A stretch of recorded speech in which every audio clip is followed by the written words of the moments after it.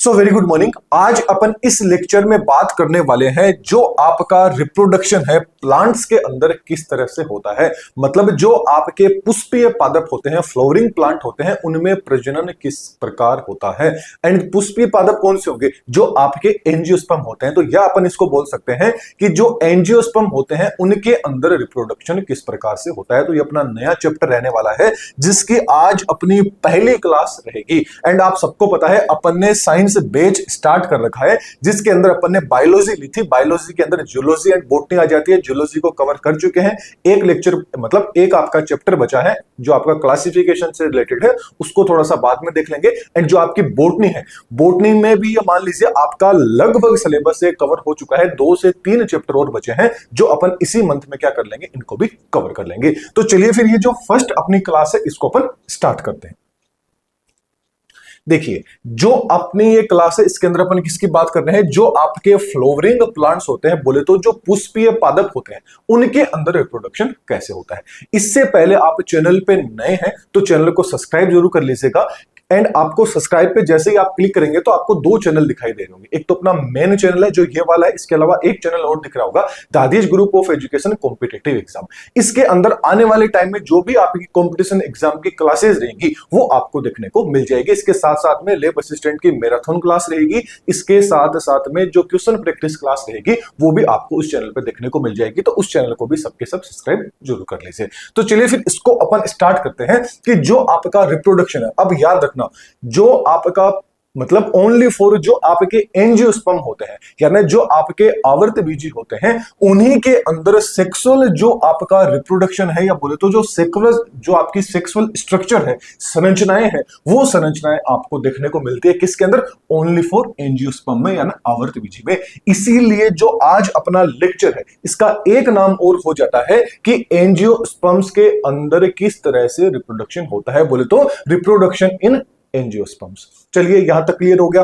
अब यहां पर सीधी सी बात है कि भाई ये सेक्सुअल रिप्रोडक्शन होगा कहां पे? तो ये कहां पर होता है? जो प्लांट होता है उसका जो पुष्प होता है, उसका जो फ्लावर होता है, उस फ्लावर के अंदर आपको सेक्सुअल रिप्रोडक्शन देखने को मिलता है एंजियोस्पर्म में। अब पुष्प की जो स्ट्रक्चर होती है, क्या होती है, कैसे होती है, ये सारी की सारी चीजें जिस टाइम पे अपने प्लांट मोर्फोलॉजी पढ़ी थी, उस मोर्फोलॉजी के अंदर अपने सारी चीजें देख ली थी। तो अपन उसको ऊपर इतना नहीं जाएंगे। आज मेन फोकस किस पे रहेगा? जो इसके रिप्रोडक्टिव पार्ट है उन्हीं पे रहेगा। बाकी किसी भी चीज पे प्लांट के जो बाहरी पार्ट है उनके बारे में डिस्कस नहीं रहेगा, क्योंकि उनको अपन ऑलरेडी पढ़ चुके हैं। अब यदि अपन रिप्रोडक्टिव पार्ट की बात करें तो जो एक फूल होता है, एक जो पुष्प होता है, उसके अंदर आपके 2 तरह के क्या होते हैं? रिप्रोडक्टिव ऑर्गन होते हैं। 2 तरह के कौन से हो गए भाई? एक तो सीधी सी बात है मेल होगा, एक फीमेल होगा। मतलब पुष्प के अंदर कई पुष्प होते हैं, उनके अंदर मेल एंड फीमेल क्या होते हैं? आपके साथ में होते हैं। तो चलिए मेल एंड फीमेल के बारे में देखने की कोशिश करते हैं। सबसे पहले यदि मेल पार्ट की बात करें तो जो आपका एंड्रोसियम होता है, कौन सा? जो आपका एंड्रोसियम होता है, ये आपका क्या होता है? मेल पार्ट होता है, जिसको क्या बोला जाता है? पुमंग भी अपन बोल देते हैं। अब जो आपका एंड्रोसियम होता है, अब देखना, याद रखना एक चीज, एग्जाम में पूछ लिया जाता है कि निम्न में से मेल पार्ट कौन सा होता है, कि पुष्प का जो मेल पार्ट होता है उसको क्या बोला जाता है? तो याद रखना उसको एंड्रोशियम बोला जाता है, या बोले तो अपन उसको पुमंग बोला जाता है। ठीक ऐसे यदि फीमेल के बारे में पूछ लिया जाए तो जो फीमेल वाला पार्ट होता है उसको जायंग बोला जाता है, बोले तो गाइनोसियम के नाम से इसको अपन जानते हैं। अब जो आपका एंड्रोसियम होता है, इस एंड्रोसियम की जो यूनिट होती है, याद रखना पूछ लिया जाता है कि एंड्रोसियम की यूनिट क्या होती है, तो इसकी इकाई कौन होती है? आपका स्टेमन होता है, बोले तो आपका पुंकेसर होता है। जबकि अपन बात करें कि जो आपका गाइनोसियम होता है, इस गाइनोसियम की यूनिट क्या होती है, तो इसकी यूनिट क्या होती है? पिस्टल, या जो आपका कार्पल होता है, बोले तो स्त्री केसर, या जो अंडक होता है वो क्या होता है? आपका गाइनोसियम की क्या होती है? ये आपकी यूनिट होती है। अब यदि सबसे पहले यदि अपन पुमंग की बात करें, एंड्रोसियम की बात करें, बोले तो मेल पार्ट की यदि अपन बात करें पुष्प के, तो यहां पर आपको डायग्राम दिखाई दे रहा होगा। इस डायग्राम के अंदर आपको ये वाली कुछ स्ट्रक्चर्स आपको दिखाई दे रही होगी। ये वाली स्ट्रक्चर आपको दिखाई दे रही है ना? ये वाली जो स्ट्रक्चर है इन्हीं स्ट्रक्चर्स को क्या बोला जाता है, या इन्हीं को क्या बोला जाता है, आपका मेल पार्ट। ये कौन सा होता है, मेल पार्ट होता है, जिसके अंदर दो चीजें क्या होती है, आपकी प्रेजेंट होती है। एक तो होता है आपका परागकोश, जिसको क्या बोला जाता है, एंथर बोला जाता है।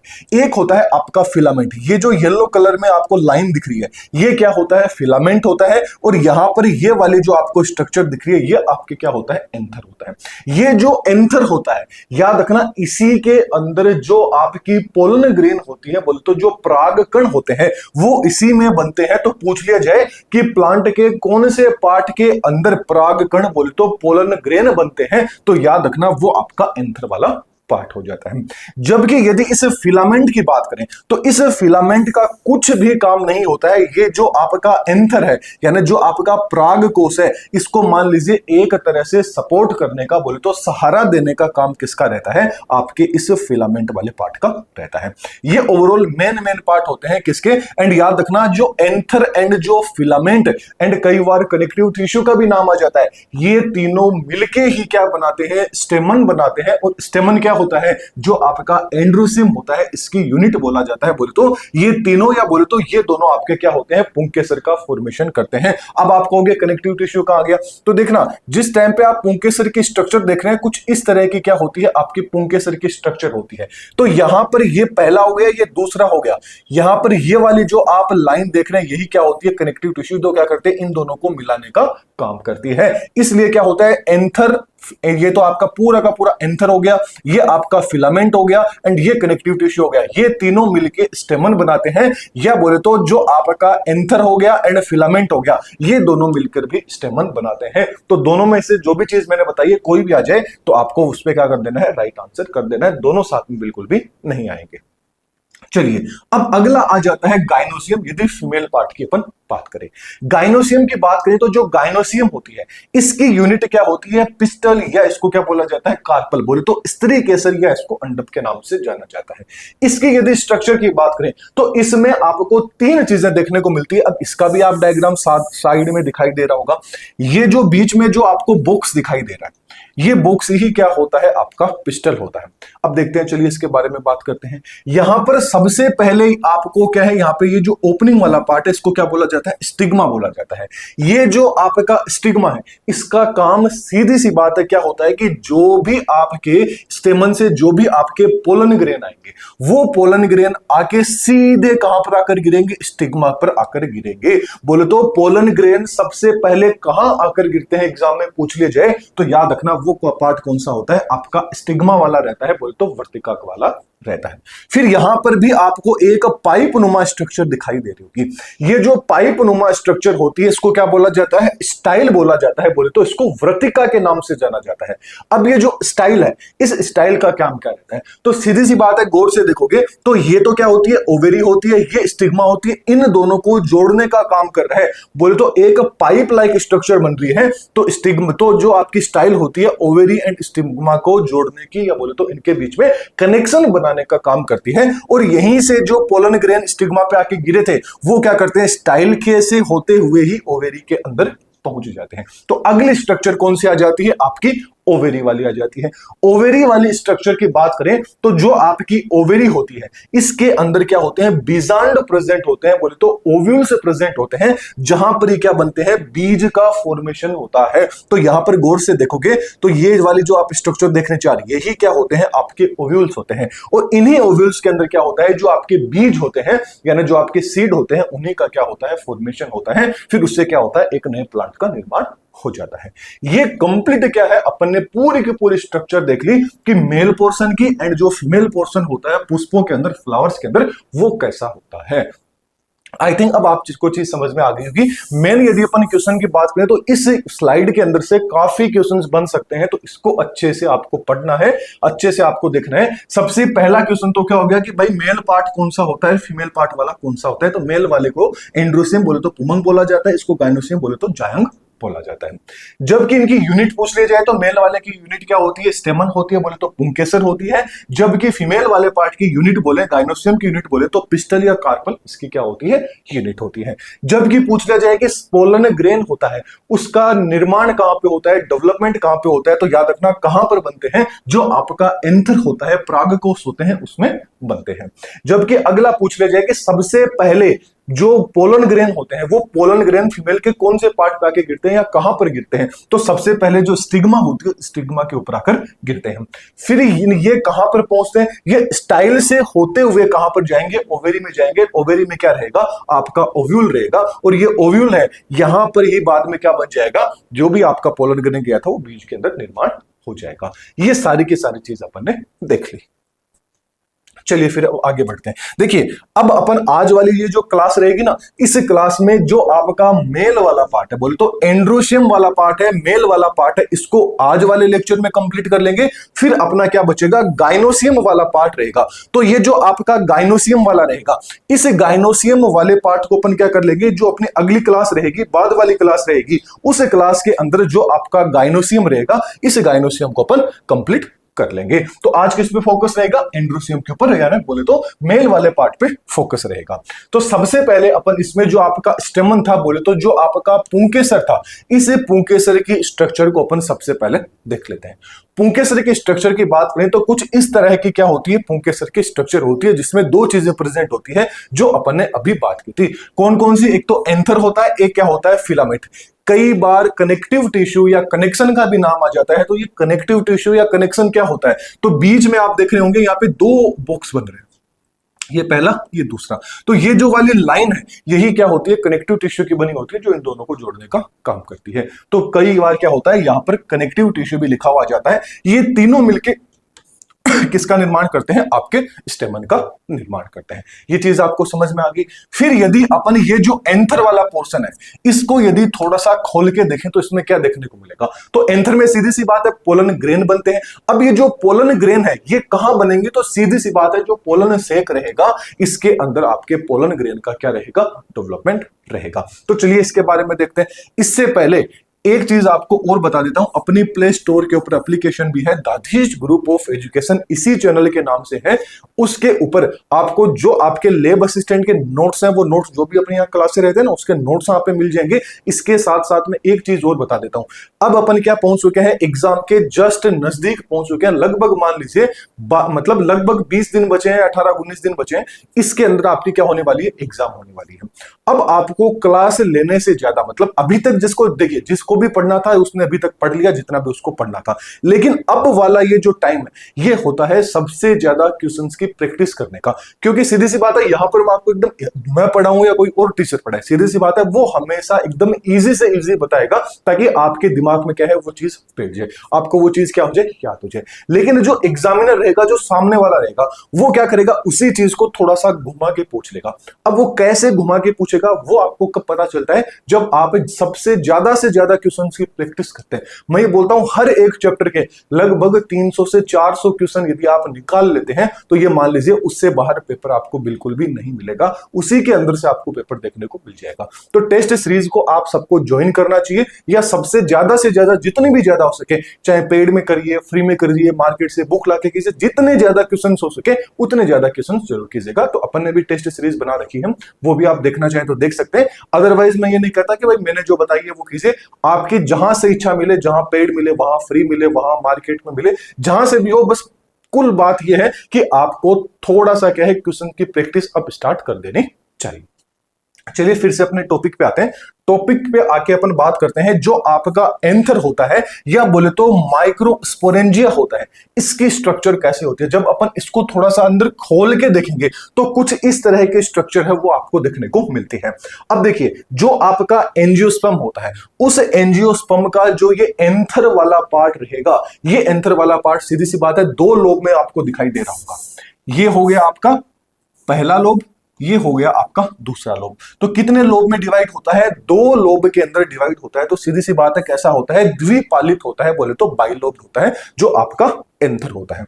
अब यदि अपन बात करें कि जो आपका एंथर होता है, यानी जो आपका एंथर होता है, इस एंथर के अंदर गौर से देखोगे तो देखिए 1 2 3 4 4 क्या होते हैं इसमें आपको पोलन सेक देखने को मिलेंगे। 1 2 3 4 4 क्या देखने को मिलेंगे आपको इसमें पोलन सेक देखने को मिलेंगे। इन्हीं पोलन सेक में क्या बनता है पोलन ग्रेन का डेवलपमेंट होता है। अब देखिए यहां तो मैं कंप्लीट रूप से किसकी बात कर रहा हूं एंथर की, लेकिन कई बार ये पूछ लिया जाता है या कई जगह आपको ये देखने को मिलेगा कि जो आपका एंथर होता है उस एंथर में कितने होते हैं 2 पोलन सेक होते हैं। तो वो 2 पोलन सेक किस लिए बोल रहा है क्योंकि ये क्या था आपका बाई लोब था। तो पहले लोब में ये कैसा था बाई लोब एक लोब दूसरा लोब, पहले लोब में 2 है दूसरे लोब में भी क्या है 2 है। तो वो वहां एक लोब की बात कर रहा है कि एक लोब के अंदर कितने होते हैं 2 होते हैं। तो दूसरे लोब में 2 देखने को मिलेंगे या ऐसे देखने को मिल जाएगा कि प्रत्येक एंथर के पार्ट के अंदर क्या होता है आपके 2 पोलन सेक देखने को मिलते हैं। तो 2 का प्रत्येक मतलब 2 होते हैं। तो पहला हो गया दूसरा हो गया 2 2 कितने होते हैं 4 होते हैं। तो ओवरऑल बात करें जो आपका एंथर होता है उसमें 4 पोलन सेक या बोले तो पराग थैलियां होती हैं ये आपको देखने को मिल जाती है। चलिए तो फिर अब थोड़ी सी अपन इसकी स्ट्रक्चर की बात कर लेते हैं कि ये अपन को कैसे देखने को मिलेगा। तो ये क्या होता है आपका पोलन सेक है। इसके यदि आप जो बाहरी लाइन देखोगे सबसे बाहर की साइड में रहेगी इसको क्या बोला जाता है एपिडर्मिस बोला जाता है। फिर क्या आ जाता है इसके अंदर वाली ये जो लाइनिंग होती है इसके अंदर वाली लाइन को क्या बोला जाता है एंड्रोथीसियम बोला जाता है। क्या बोला जाता है एंड्रोथीसियम। फिर क्या आ जाता है इसके अंदर मिडल लेयर आ जाती है। कौन सी लेयर आ जाती है आपकी मिडल लेयर आ जाती है। इस मिडल जो लेयर होती है ये 3 से 4 क्या होती है नंबर के अंदर ऐसे 3 से 4 क्या होती है यहां पर मिडल लेयर है वो मिडल लेयर आपको यहां पर देखने को मिल जाती है। फिर उसके बाद में आप देखोगे तो ये वाली जो आप स्ट्रक्चर देख रहे हैं ये वाली कौन सी होती है आपकी टेपिटम होती है। कौन सी होती है आपके इनको टेपिटम बोला जाता है। एंड इनके अंदर क्या होता है स्पोरोजीनियस जो आपके टिश्यू होते हैं वो टिश्यू इसके अंदर प्रेजेंट होते हैं। अब थोड़ा सा इनको अपन डिटेल के अंदर देखने को मिलते हैं। अब देखिए मैंने आपको बताया था ना कि जो आपका स्टेमन होता है जो आपका एंथर होता है या जो आपका स्टेमन होता है उसके अंदर आपने 2 लोब देखे थे। यहां पे देखिए ये अपना स्टेमन था इसके अंदर क्या थे एक तो एंथर वाला लोब था एक तो एंथर था एक क्या था फिलामेंट। एंथर की बात करें तो एंथर को मैंने आपको बताया था कि एंथर के अंदर ये वाले जो आप लाइन देख रहे होंगे इसी को क्या बोला जाता है कनेक्टिव टिश्यू बोला जाता है या इसको अपन कनेक्शन बोल देते हैं। तो यहां पर भी वही चीज है ये आपका क्या आ जाता है कनेक्शन वाला रीजन आ जाता है। इस पूरे रीजन को क्या बोला जाता है आपका कनेक्शन वाला रीजन बोला जाता है। क्यों क्योंकि इस वाले लोब को और इस वाले लोब को ये क्या कर रहा है जोड़ने का काम करता है इसलिए ये किसका बना होता है कनेक्टिव टिश्यू का बना होता है। चलिए तो सबसे पहले यदि अपन एपिडर्मिस की बात करें एक चीज याद रखना सारे के सारे क्या होते हैं डिप्लॉइड होते हैं बोले तो 2n होते हैं। एपिडर्मिस की बात करें तो एपिडर्मिस क्या है सीधी सी बात है कि एपी मतलब क्या होता है सबसे बाहरी आपकी जो परत होती है उसको क्या बोला जाता है आपका एपिडर्मिस बोला जाता है आउटर मोस्ट लेयर होती है। जबकि एंडोथीसियम की बात करें तो जो आपका एंडोथीसियम होता है ये जस्ट एपिडर्मिस के क्या होती है नीचे की साइड में क्या होती है आपकी प्रेजेंट होती है जिसमें क्या होता है सेल्यूलोज के स्थूलन पाए जाते हैं। बोले तो मोटे मोटे क्या होते हैं चिथड़े से क्या होते हैं इसके अंदर देखने को मिलते हैं स्थूलन होते हैं। बोले तो साइज में थोड़ी सी क्या होती है मोटी होती है। तो इसमें क्या देखने को मिलते हैं जो किसके बने होते हैं आपके सेलुलोज के क्या बन पाए जाते हैं यहां पर स्थूलन आपको देखने को मिलते हैं। जबकि यदि अपन मिडल लेयर की बात करें तो जो आपकी मिडल लेयर है ये मिडल लेयर क्या होती है 2 से 3 लेयर्स के अंदर प्रेजेंट होती है। जो कहां पर प्रेजेंट होती है जो आपका एंडोथीसियम था इसके जस्ट नीचे की साइड में क्या होती है प्रेजेंट होती है। एक बार फिर से बता देता हूं कि सबसे पहले क्या प्रेजेंट होती है एपिडर्मिस। एपिडर्मिस के जस्ट नीचे की साइड में क्या होती है आपकी एंडोथीसियम। एंडोथीसियम के जस्ट नीचे की साइड में क्या होती है मिडल लेयर प्रेजेंट होती है। अब ये जो तीनों की तीनों परतें हैं इन तीनों परतों का काम क्या रहता है ये क्या करती है इसको सुरक्षा प्रोवाइड करवाने का काम करती है।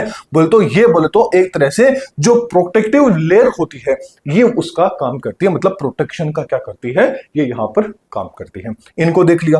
अब आगे बात कर लेते हैं टेपिटम की। यहां पे क्या है ना टेपिटम इस टेपिटम की बात कर लेते हैं। टेपिटम की बात करें तो टेपिटम में क्या होता है सबसे आपकी इंटरनल आपकी क्या होती है लेयर होती है बोले तो आंतरिक लेयर होती है। इसके अंदर क्या होती है टेपिटम के अंदर क्या होता है एक तो यूनिन्यूक्लिएटेड होता है टेपिटम मतलब एक से ज्यादा इसमें न्यूक्लियस देखने को मिलते हैं। इसके साथ साथ में क्या होता है पॉलीप्लॉइडी होता है। पॉलीप्लॉइडी बोले तो क्रोमोसोम्स की संख्या क्या होगी इसमें 2 या 2 से क्या होती है अधिक होती है। इस कंडीशन को क्या बोला जाता है बहुगुणिता बोला जाता है पॉलीप्लॉइडी बोला जाता है। ये सारी चीज अपना ऑलरेडी पढ़ चुके हैं।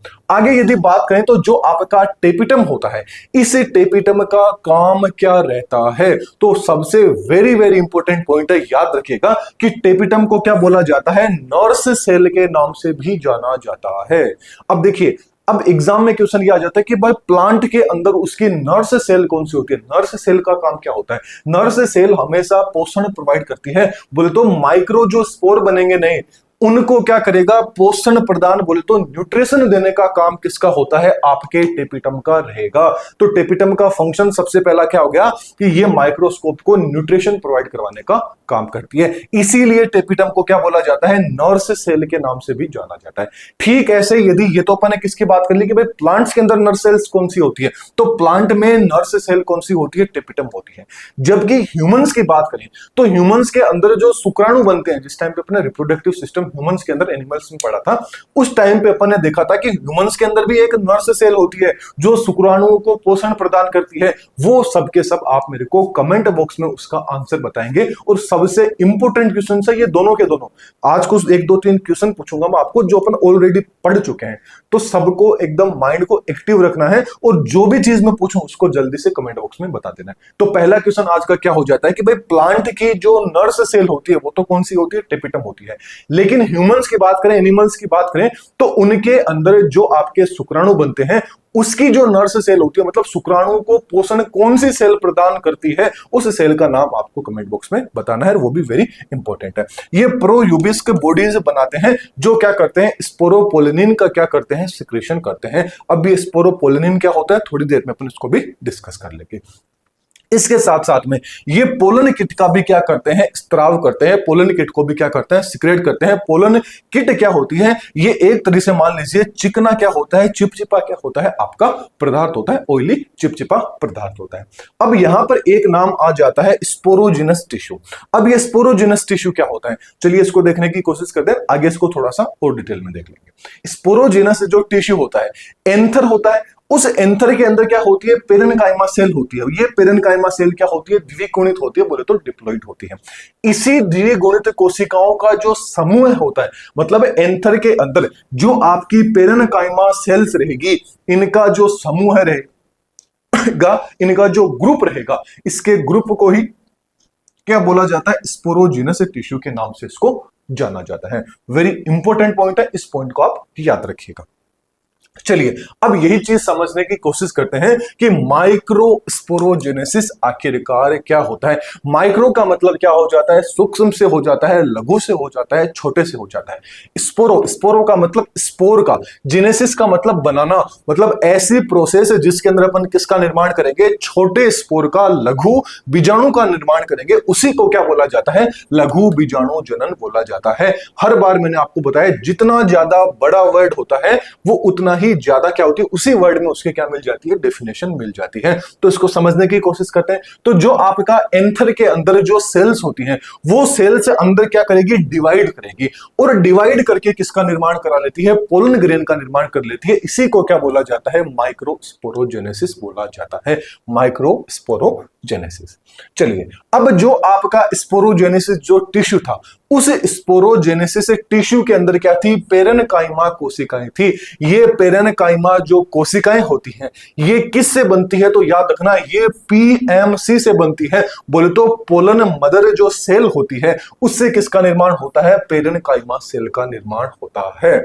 तो ये क्या होती है, और पेरेन्काइमा जो सेल होती है इसका जो ग्रुप होता है उसी को क्या बोला जाता है, स्पोरोजिनस टिश्यू बोला जाता है। जो कि मैंने आपको यहां पर बताया था कि स्पोरोजिनस टिश्यू क्या होता है। तो स्पोरोजिनस टिश्यू होता है, ये किससे बनता है, सबसे पहले तो जो पीएमटी रहेगी, पोलन मदर सेल्स रहेगी, वो किसका निर्माण करेगी, पेरेन्काइमा सेल का करेगी। और ये पेरेन्काइमा सेल, एक पेरेन्काइमा सेल, 2 3 4, ये मिलके किसका निर्माण कर लेगी, आपका स्पोरोजिनस टिश्यू का निर्माण कर लेगी। क्योंकि जिस टाइम पे अपन ने पढ़ा था कि काफी सारी जो सेल्स का ग्रुप होता है, उस सेल्स के ग्रुप को ही क्या बोला जाता है, टिश्यू बोला जाता है। फिर बहुत सारे टिश्यू का जो ग्रुप होता है उसको क्या बोल देते हैं, अपन ऑर्गन बोल देते हैं। बहुत सारे जो ऑर्गन है उनके ग्रुप को क्या बोल देंगे, ऑर्गन सिस्टम अपन बोल देते हैं। फिर जाके एक कंप्लीट सिस्टम का निर्माण हो जाता है। ये सारे की सारी चीजें अपन ऑलरेडी पढ़ चुके हैं। चलिए फिर आगे बात करते हैं। अब जो आपका पीएमसी रहेगा बोले तो पोलन मदर सेल्स रहता है, इसको मियोसाइटिस के नाम से भी जाना जाता है। अब देखते हैं आखिरकार ये होता क्या है। तो मियोसाइटिस का मतलब क्या हो गया कि यहां पर सीधी सी बात है, इसके अंदर क्या होता है, इसका निर्माण कैसे होता है पीएमसी का, ये होता है आपके मियोसिस के दौरान। देखते हैं कैसे होते हैं। तो सबसे पहले जो आपकी पीएमसी होती है यानी आपकी पोलन मदर सेल होती है, ये पोलन मदर सेल होती है, ये कैसी होती है, आपकी डिप्लॉइड होती है, बोले तो आपकी द्विगुणित होती है। इसके अंदर सबसे पहले क्या होता है, मियोसिस फर्स्ट होता है। क्या होता है, मियोसिस फर्स्ट होता है। याद रखना, meiosis first and meiosis second ये दोनों मिलके क्या कराते हैं, कंप्लीट मियोटिक डिवीजन होता है, उसको करते हैं। ये सारे के सारे चीज के बहुत जिस टाइम पे डेवलपमेंट बायोलॉजी पढ़ी थी जूलॉजी के अंदर, उसमें शुक्राणु जनन अपन देखते हैं, वहां पर भी क्या होता है, meiosis first and meiosis second वहां पर दोनों को देखने को मिलता है। ये क्या होते हैं, ये जो मियोसिस सेकंड होता है ये एज जो आपका समसूत्री विभाजन होता है। याद रखना, मियोसिस फर्स्ट तो क्या कर देगा, उसको 2n को क्या कर देगा, nn में कन्वर्ट कर देता है। लेकिन जो मियोसिस सेकंड होता है उसमें गुणसूत्रों की तो संख्या समान रहती है, लेकिन उनको क्या कर देता है, वो आधा कर देता है। ये सारी चीज अपन ऑलरेडी पढ़ चुके हैं। तो यहां तक तो आई थिंक आपको सारी चीजें समझ में आ गई होगी। तो जो इसकी प्रोसेस देखें, तो जो आपका पीएमसी होता है, इस यानी पीएमसी बोले तो पोलन मदर सेल्स, इस पीएमसी के अंदर क्या होता है, मियोसिस फर्स्ट होता है, मियोसिस सेकंड होता है। मियोसिस फर्स्ट एंड आपका मियोसिस सेकंड हो जाता है। और मियोसिस सेकंड होता है वो एक तरह से आपका माइटोसिस होता है, उसी के जैसे होता है। तो टेंशन यहां पर बिल्कुल नहीं रहना है, क्योंकि ये क्या होता है, एक तरह से समसूत्री विभाजन के जैसा ही होता है। आगे बात करें तो यहां पर क्या होगा, जो आपकी पीएमसी रहेगी इसमें मियोसिस फर्स्ट होगा, जिससे क्या हो जाएगा, 4 आपके माइक्रोस्पोर है, इनका फॉर्मेशन हो जाएगा, जिसको क्या बोलेंगे, माइक्रोस्पोर टेट्रिड के नाम से जाना जाता है। ये क्या होता है, आपका हेप्लॉइड बोले तो अगुणित कंडीशन हो जाएगी। फिर इसके अंदर, अब इसके अंदर क्या होता है, वापस ये क्या होगी, अगणित कंडीशन बन गई। मतलब यहां पे क्या बन गया, 1 2 3 4, 1 2 3 4, ये चारों के चारों यहां ग्रुप में बताए थे कि ग्रुप में इनको क्या बोला जाता है, माइक्रोस्पोर टेट्रिड के नाम से जाना जाता है। ये सारे के सारे क्या हो गए, आपके हेप्लॉइड हो गए। अब इनमें क्या होगा, माइटोसिस, यहां पे क्या लिखा है, समसूत्री विभाजन, या बोले तो मियोसिस सेकंड अपन इसको बोल सकते हैं, क्योंकि जो मियोसिस सेकंड होता है वो एज ए मतलब एकदम जो आपका समसूत्री विभाजन होता है, माइटोसिस होता है, सेम टू सेम उसके जैसा होता है। तो यहां से क्या बन गया, इससे ये 2 बन गए, इससे ये बन गए। तो आगे जाके कितनी बन जाती है आपकी, ये 4 सेल्स आपकी बन जाती है। अब यहां पे क्या बन जाता है, 4 आपके हेप्लॉइड माइक्रोस्पोर होते हैं, इनका यहां पर क्या हो जाता है, निर्माण हो जाता है। ये पूरी की पूरी क्या थी, ये पूरा का पूरा देख रहे हैं सेल्स ऑफ स्पोरोजिनस टिश्यू। ये जो सारी की सारी देख रहे हैं, ये जो लाल कलर के अंदर आपको दिखाई दे रही है, ये क्या है, स्पोरोजिनस टिश्यू का कंप्लीट क्या होता है, ग्रुप होता है। और इसी को क्या बोलते हैं, मदर, आपका पोलन मदर सेल बोले तो पीएमसी अपन इसको बोलते हैं, या कई बार इसको एमएमसी के नाम से भी जान सकते हैं, बोले तो माइक्रोस्पोर मदर सेल के नाम से भी अपन इसको जान सकते हैं। तो कहीं पर भी ये वर्ड भी आ जाए तो आपको कंफ्यूज है वो बिल्कुल भी नहीं होना है। चलिए फिर अब आगे बात कर लेते हैं। अभी यहां पे एक नाम आया था टेट्रेड, यहां पे माइक्रोस्पोर टेट्रेड का नाम आया था। ये टेट्रेड एक्चुअल में क्या होता है, यदि टेट्रेड की बात करें तो सीधी सी बात है, जो आपका माइक्रोस्पोर होते हैं, ये माइक्रोस्पोर यदि एक साथ में क्या होते हैं, व्यवस्थित हो जाए, माइक्रोस्पोर क्या हो जाए, एक साथ में यदि व्यवस्थित हो जाए, तो इस कंडीशन को क्या बोला जाता है, आपका टेट्रेड बोला जाता है। जैसे कि मान लीजिए ये आपके माइक्रोस्पोर थे, ये माइक्रोस्पोर क्या हो गए, मान लीजिए आपके चारों के चारों आपके एक साथ हो जाते हैं। ये माइक्रोस्पोर क्या हो गए, चारों के चारों आपके एक साथ हो गए। ये जो कंडीशन है, इसी कंडीशन को क्या बोला जाता है, आपका टेट्रेड स्टेज बोली जाती है।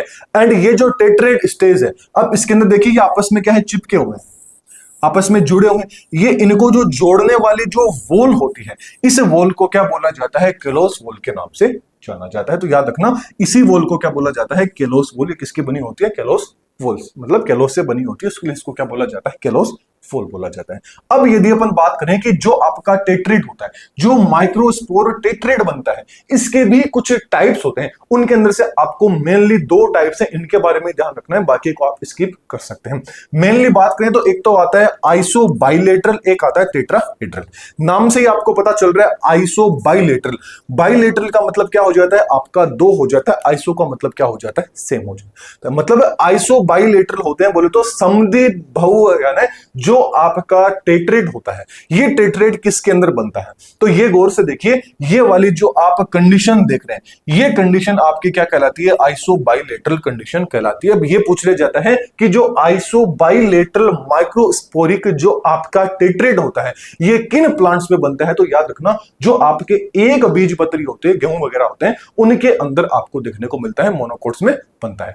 जबकि जो टेट्राहेड्रल होता है, टेट्राहेड्रल माइक्रोस्पोर जो टेट्रेट होता है, ये किन के अंदर बनता है? तो ये याद रखना, जो आपके डाइकोट्स होते हैं, द्विबीजपत्री होते हैं पेड़ वगैरह, उनके अंदर आपको ये देखने को मिलता है, जो आपके डाइकोट्स होते हैं। डाइकोट्स के अंदर क्या होता है? सेकेंडरी ग्रोथ है, वो आपको देखने को मिलती है। ये सारी चीजें भी अपन पढ़ चुके हैं। ये दोनों के दोनों जो डायग्राम है, ये डायग्राम आपको पता होना चाहिए, ये क्या था? टेट्रेट। अब आप कहोगे यहाँ पे तो 3 ही है, चौथा क्या होता है? जस्ट मान लीजिए बोर्ड के क्या होता है, जस्ट पीछे के 3D के अंदर आप देखोगे तब आपको ये समझ में आ जाएगा। तो ये क्या होता है? आपका टेट्रेट होता है, ये आइसोबाइलेटरल होता है। चलिए, यहां तक चीजें आपको समझ में आ गई। अब आगे यदि अपन पढ़ें तो जैसे जैसे जो आपका पराग कोष होता है, मतलब जैसे जैसे जो एंथर होता है, उस एंथर का क्या होता है? मैच्योरेशन जैसे जैसे होता रहेगा, वैसे वैसे क्या होता है? जो आपका माइक्रोस्पोर ट्रेट होता है, ये वैसे वैसे क्या होते लग जाते हैं? अलग होने लग जाते हैं। जैसा कि आप डायग्राम में, मतलब जैसे जैसे जो माइक्रोस्पोरिक जो आपके ट्रेट बने थे, ये जो टेट्रेट थे, इनमें जैसे जैसे ग्रोथ होती जाती है, वैसे वैसे क्या हो जाते हैं? ये आपके अलग हो जाते हैं। बोले तो आपके कैसे हो जाते हैं? सेपरेट हो जाते हैं। वही चीज मैंने यहां पर लिख रखी है। फिर क्या होता है? यहां पर केलोज नामक एक जो एंजाइम होता है, वो क्या करता है? ये जो केलोज, क्योंकि यहां पे क्या है? जुड़े हुए हैं। किससे जुड़े हुए हैं? जो आपकी केलोज लेयर है, भित्ति है, बोलो केलोज वॉल है, इस वॉल से क्या होता है? ये चारों के चारों टेट्रेट आपस में जुड़े हुए रहते हैं। जुड़े हैं तभी तो ये जो माइक्रोस्पोर है, ये जुड़ के क्या बनाते हैं? इनको संगठित समूह में क्या बोला जाता है? टेट्रेट बोला जाता है। तो माइक्रोस्पोरिक टेट्रेट बोला जाता है। तो पूछ लिया जाए माइक्रोस्पोरिक टेट्रेट क्या होते हैं, तो आपको क्या याद रखना है कि पूरा का पूरा जो आपके माइक्रोस्पोर होते हैं, ये जब एक ग्रुप में रहते हैं, एक समूह में रहते हैं, उस कंडीशन को क्या बोला जाता है? माइक्रोस्पोरिक टेट्रेट के नाम से जाना जाता है। फिर क्या होता है? जो आपका केलोस एंजाइम होता है, वो क्या करता है? ये जो वॉल थी, इस वॉल को धीरे धीरे क्या कर देता है? डिसोल्व कर देता है। बोले तो धीरे धीरे क्या होने लग जाती है? ये डीजनरेट होने लग जाती है। फिर चारों के चारों आपके क्या हो जाते हैं? सेपरेट हो जाते हैं, आपके अलग हो जाते हैं, जैसा कि आप यहां पर डायग्राम में देख पा रहे होंगे। समझ गए? चलिए, फिर आगे से पहले ये थोड़ा सा देख लेते हैं। ये दो तो मैंने आपको बता दिए जो आपके सबसे ज्यादा इंपॉर्टेंट है। इसके अलावा ये 3 और होते हैं जिनको आप डायग्राम के अंदर यहां पर देख सकते हैं। तो ये आपके सिलेबस में नहीं है, बस आपको समझना है, आपको देखना है तो आप देख सकते हैं, अदरवाइज ये आपके सिलेबस में नहीं, आप इनको स्किप कर सकते हैं। चलिए, अब आगे लास्ट एंड फाइनल आ जाता है कि स्ट्रक्चर ऑफ माइक्रोस्पोर, कि जो लघु बीजाणु होते हैं उनकी स्ट्रक्चर कैसी होती है। ये सबसे इंपॉर्टेंट वाला रहने वाला है, इसको अच्छे से देखिएगा। सबसे पहले तो इनकी अपन साइज की बात कर लेते हैं। तो इनकी साइज कितनी होती है? लगभग 25 से 40 नैनोमीटर तक क्या होती है? इनकी साइज होती है। अब इनकी यदि अपन स्ट्रक्चर की बात करें तो गौर से देखोगे, ये पूरी की पूरी स्ट्रक्चर किसकी है? माइक्रोस्पोर की है। माइक्रोस्पोर की स्ट्रक्चर की बात करें तो यहां पर आपको कुछ ये वाली जो स्ट्रक्चर यहां पर देखने को मिल रही है, ये वाली जो आप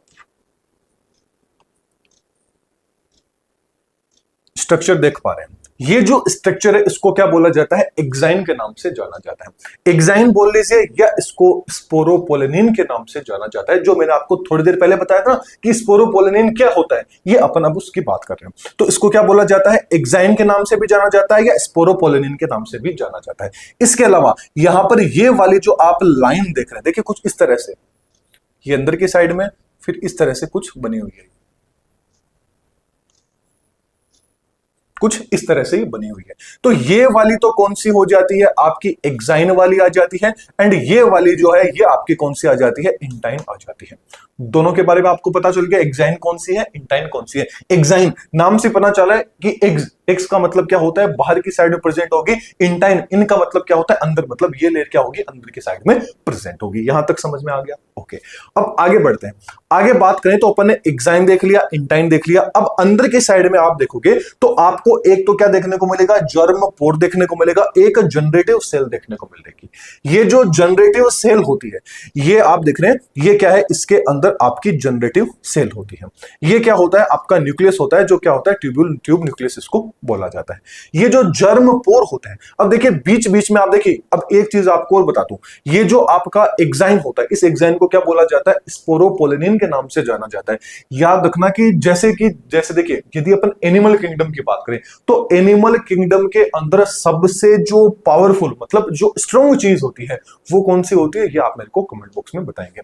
जबकि जो प्लांट्स होते हैं, इन प्लांट के अंदर जो सबसे कठोर वाला पार्ट होता है वो कौन सा होता है, एग्जाइन वाला ही होता है, बोले तो स्पोरोपोलिनिन वाला पार्ट ही होता है। तो वेरी इंपॉर्टेंट क्वेश्चन यहां से बनता है कि जो आपका प्लांट किंगडम होता है उसका सबसे कठोरतम पार्ट कौन सा होता है, तो याद रखना एग्जाइन या बोले तो स्पोरोपोलिनिन होता है। जबकि एनिमल किंगडम की बात करें तो एनिमल किंगडम के अंदर सबसे कठोरेस्ट पार्ट कौन सा होता है, हार्डेस्ट पार्ट कौन सा होता है, वो आप मेरे को कमेंट बॉक्स के अंदर बताएंगे। अब देखिए जहां पर भी सबसे ज्यादा, क्योंकि इनके अंदर क्या होता है, जो इनऑर्गेनिक मटेरियल होते हैं ना, वो लगभग 97 से 98% क्या होते हैं, इनऑर्गेनिक मटेरियल इनके अंदर प्रेजेंट होते हैं। और जिसके अंदर भी इनऑर्गेनिक मटेरियल जितना ज्यादा होगा वो चीज क्या होती है, उतनी ही ज्यादा मजबूत होती है, उतनी ही क्या होती है, आपकी हार्ड होती है। तो यहां पर ये जो एग्जाइन होता है या बोले तो स्पोरोपोलिनिन होता है, ये क्या होता है कि बहुत ही ज्यादा क्या होता है, आपका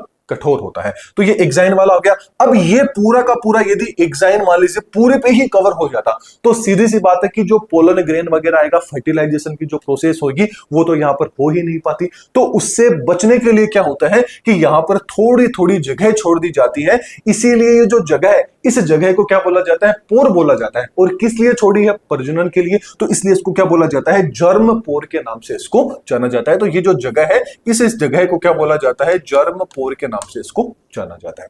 फिर अंदर के साइड में सीधी सी बात है, जनरेटिव सेल है वो आपके अंदर के साइड में प्रेजेंट रहेगी। आई थिंक अब आपको इस डायग्राम को अच्छे से समझ में आ गया होगा। चलिए इसको समझने की कोशिश करते हैं। सबसे पहले आ जाता है आपका एग्जाइन। एग्जाइन को क्या बोला जाता है, स्पोरोपोलिनिन के नाम से भी जाना जाता है। ये सबसे मोस्ट क्या होता है, आपका रेजिडेंट होता है। किसके लिए, ऑर्गेनिक जो सब्सटेंस होते हैं उनको के लिए क्या होता है, रेजिस्टेंस होता है, मतलब इनके लिए मतलब अंदर नहीं जाने देता। ये ओवरऑल बात करें तो इसके अंदर क्या होता है, सबसे ज्यादा आपका क्या देखने को मिलता है, इनऑर्गेनिक मटेरियल देखने को मिलता है। इसीलिए सबसे पूरे के पूरे प्लांट किंगडम का सबसे कठोर पार्ट कौन सा होता है, एग्जाइन वाला होता है, बोले तो स्पोरोपोलिनिन वाला होता है। जबकि एनिमल किंगडम वाला कौन सा होता है वो आप कमेंट बॉक्स में बता दीजिए। वेरी इंपॉर्टेंट है, दोनों के दोनों एग्जाम में आ सकते हैं, तो इसको स्किप मत कीजिएगा। कि नहीं भी आप कमेंट बॉक्स में बताना चाहें तो फिर भी उस चीज को देख लीजिएगा कि कौन सा होता है। आगे बात कर लेते हैं इंटाइन की। इंटाइन की बात करें तो जो आपका इंटाइन होता है, ये याद रखना आपका सेलुलोज एंड जो आपका पेक्टिन होता है उससे बना होता है। तो पूछ ले जाए कि इंटाइन किससे बनी होती है, जो लेयर होती है वो आपके सेलुलोज एंड पेक्टिन से बनी होती है। जबकि बात करें कि जो आपका एग्जाइन होता है, ये वाला जो आप एग्जाइन वाला पार्ट देख रहे हैं, इस एग्जाइन वाले पार्ट के अंदर बीच बीच में क्या होता है, कुछ आपको स्पेस देखने को मिलता है, कुछ जगह देखने को मिलती है। ये जो खाली जगह होती है इसी को क्या बोला जाता है, जर्म पोर के नाम से जाना जाता है। ये जो जर्म पोल होते हैं ये क्या होते हैं, पोलन ट्यूब क्या होते हैं, यहीं से क्या होता है आपका डेवलपमेंट होता है। बोले तो पोलन ट्यूब क्या होती है, जर्म पोर से ही डेवलप होती है। जो पोलन ट्यूब बनती है उस पोलन ट्यूब का जो डेवलपमेंट होता है वो किससे होता है, जो आपकी जर्म पोर होती है, इस जर्म पोर से ही क्या होता है, पोलन ट्यूब का क्या होता है, आपका डेवलपमेंट होता है। ये चीज आपको पता होनी चाहिए। चलिए आगे पढ़े तो आगे आ जाता है जो आपके माइक्रोस्पोर होते हैं। इन माइक्रोस्पोर के अंदर क्या होता है, आपका सीधी सी बात है समसूत्री विभाजन है वो आपको देखने को मिलता है। मायोटिक डिवीजन है, ये डिवीजन देखने को मिलता है जिससे क्या होती है, आपकी दो सेल्स होती है, उन दो सेल्स का डेवलपमेंट हो जाता है। गौर से आप देखोगे तो यहां पर ये क्या था, माइक्रोस्पोर था। माइक्रोस्पोर के अंदर एक कंडीशन आई थी जिसको क्या बोला जाता है, पोलन ग्रेन बोला जाता है। पोलन ग्रेन आपका टेट्रेट बन जाता है। यहां पे क्या होगा, माइटोसिस होगा, बोले तो समसूत्री विभाजन। पहले तो अर्धसूत्री विभाजन फर्स्ट होगा, फिर अर्धसूत्री विभाजन सेकंड होगा। अब ये जो अर्धसूत्री विभाजन सेकंड होता है ये किसके जैसा होता है, समसूत्री विभाजन के जैसा होता है, जिससे आगे जाके दो सेल्स का क्या हो जाता है, आपका डेवलपमेंट हो जाता है। अब यहां पर जो दो सेल बनेगी ये क्या होती है, आपकी मेच्योर पोलन ग्रेन का यहां पर डेवलपमेंट हो जाता है। यदि मेच्योर आपका जो पोलन ग्रेन है, ये मेच्योर पोलन ग्रेन के अंदर आपको दो चीजें देखने को मिलती है, बोले तो दो सेल्स है वो आपको देखने को मिलती है। एक तो आ जाती है वेजिटेटिव सेल, जिसको क्या बोला जाता है, कायिक कोशिका बोला जाता है। दूसरा आ जाती है जनरेटिव सेल, या इसको जर्म सेल्स के नाम से भी अपन जान सकते हैं, या बोले तो जननिक कोशिका के नाम से भी जान सकते हैं। ये दोनों के दोनों कैसी होती है, आपकी हेप्लॉइड होती है। याद रखना, वेरी इंपॉर्टेंट पॉइंट है, ये दोनों के दोनों क्या होती है, आपकी हेप्लॉइड होती है। अब याद रखना कि जो आपकी वेजिटेटिव सेल होती है, इस वेजिटेटिव सेल को आप देखोगे तो ये देखने में काफी ज्यादा क्या है, आपको बड़ी दिखाई दे रही होगी। अब जितनी ज्यादा बड़ी है तो सीधी सी बात है कि उतना ही ज्यादा क्या होगा, इसके अंदर साइटोप्लाज्म है, वो साइटोप्लाज्म आपको देखने को मिल जाएगा। जबकि यदि अपन जनरेटिव सेल की बात करें तो जनरेटिव सेल क्या है, सीधी सी बात है, छोटी है तो साइटोप्लाज्म की अमाउंट भी क्या होगी, इसके अंदर कम होगी। एंड ये देखने में कैसे देखने को मिलेगी, आपको जो स्पिंडल शेप होती है, ये वाली जो स्ट्रक्चर होती है, इसको क्या बोला जाता है, स्पिंडल। और देखने में कैसे देखने को मिल रही है, ये कैसी होती है, आपकी स्पिंडल शेफ के जैसे स्पिंडल आकार की होती है। ये जो पूरी की पूरी स्टेज है, जो आपकी जनरेटिव सेल वाली स्टेज होगी एंड आपकी जो वेजिटेटिव सेल वाली स्टेज होगी, ये दोनों मिलके ही क्या कहलाती है, जो दोनों के दोनों स्टेज है, ये दोनों के दोनों स्टेज मिलके ही जो पोलन ग्रेन होती है, परागकण होती है, उस परागकण इन दोनों स्टेज को बोला जाता है। इसीलिए अब ये जो स्टेज बनी है, इसी को क्या बोला जाता है, मेच्योर पोलन ग्रेन के द्वारा बनता है। अब ये जो मेच्योर पोलन ग्रेन होता है, इसी से क्या बनता है, जो मेल गेमेटोफाइट होते हैं, इसे मेच्योर पोलन ग्रेन से ही मेल गेमेटोफाइट का क्या होता है, डेवलपमेंट होता है। बोले तो इस मेच्योर पोलन ग्रेन को ही मेल गेमेटोफाइट के नाम से ही जाना जाता है। ये सारी की सारी चीजें अपन ने इसके अंदर देख ली। चलिए फिर अब आगे बात कर लेते हैं पोलन ग्रेन के बारे में।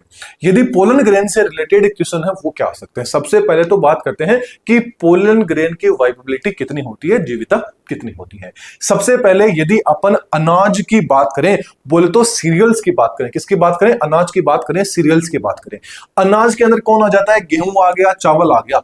इनके अंदर जो पोलन ग्रेन होता है उसके वाइबिलिटी कितनी होती है, एग्जाम में पूछा गया है तो याद रखना, लगभग कितनी होती है, आपकी 30 मिनट होती है। जबकि कुछ और पौधे जैसे सरोसी कुल आ गया, आपका लेग्यूमिनेसी कुल आ गया, इनके अंदर कितनी होती है, तो याद रखना इनमें लगभग कुछ महीने तक क्या होती है, इनके अंदर वाइबिलिटी होती है पोलन ग्रेन की। ज्यादातर आपको ये दोनों ही देखने को मिल जाएगा कि सोरेसिकुल एंड लेग्यूमिनेसिकुल होता है, उनके अंदर तो कुछ महीने तक हो सकती है, जबकि गेहूं हो गया, चावल हो गया, इनके अंदर लगभग 30 मिनट तक ये वाइबिलिटी हो सकती है पोलन ग्रेन की। जबकि जो पोलन ग्रेन होता है, इसे पोलन ग्रेन को स्टोर करना, मतलब पोलन ग्रेन को यदि अपन स्टोर करते हैं, उस कंडीशन को क्या बोला जाता है, क्रायो प्रिजर्वेशन बोला जाता है। पोलन ग्रेन को स्टोर करना क्या कहलाता है, क्रायो प्रिजर्वेशन कहलाता है। अब इसको स्टोर कैसे करेंगे, तो याद रखना ये वाला सबसे इंपॉर्टेंट डेटा है, एग्जाम में आया हुआ है कि जो आपका लिक्विड नाइट्रोजन होता है, उस लिक्विड नाइट्रोजन को क्या किया जाता है, 196 डिग्री सेंटीग्रेड के ऊपर क्या किया जाता है, -196 डिग्री सेंटीग्रेड। याद रखना ये यहां पे माइनस है, -196 डिग्री जो सेंटीग्रेड होता है उस पर क्या किया जाता है, इनको प्रिजर्व किया जाता है। किसको, जो आपके पोलन ग्रेन होते हैं। इसी पूरी के पूरे प्रोसेस को क्या बोला जाता है, क्रायो प्रिजर्वेशन के नाम से जाना जाता है।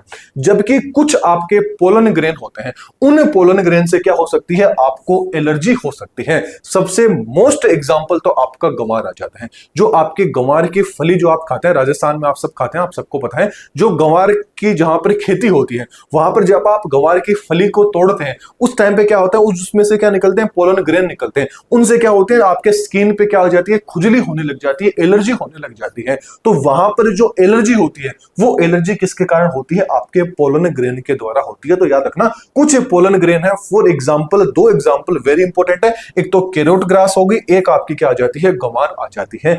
इन दोनों के कारण क्या होती है, एलर्जी उत्पन्न होती है यदि आपके स्किन के ऊपर लग जाए तो। इसके अलावा बात करें कि कुछ पोलन ग्रेन से क्या होती है, टेबलेट भी बनती है।